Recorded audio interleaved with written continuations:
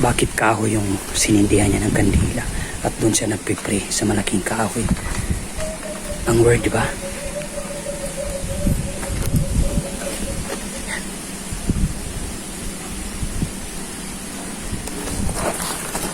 Shit. Nakatingin sa atin.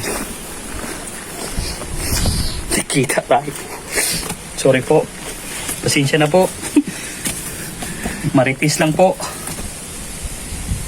Tara, tingnan natin ulit.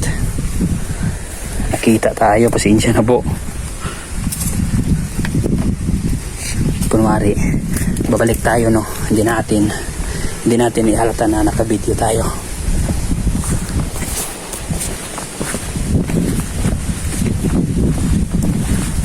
Diyan na.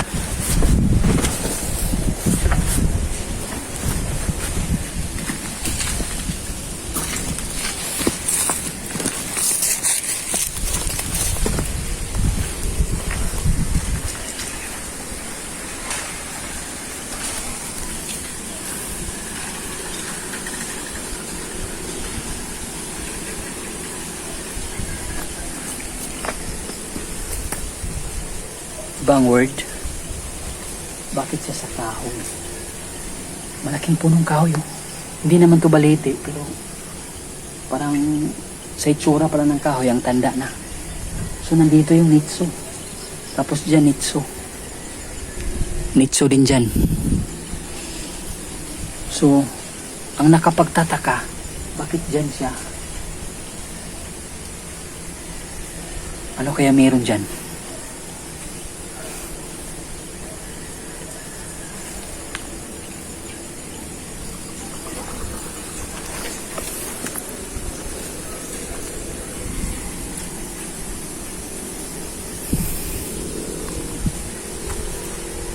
Tara, sundan natin. Mukhang nagalit yun. Kasi alam niya na binibidyo natin siya. Bakit naman kasi siya ganun magsindi ng kandila, di ba?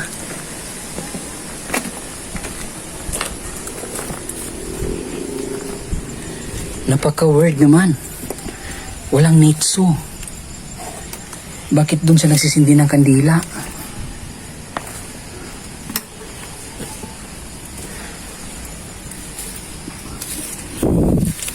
Sana kayo yun.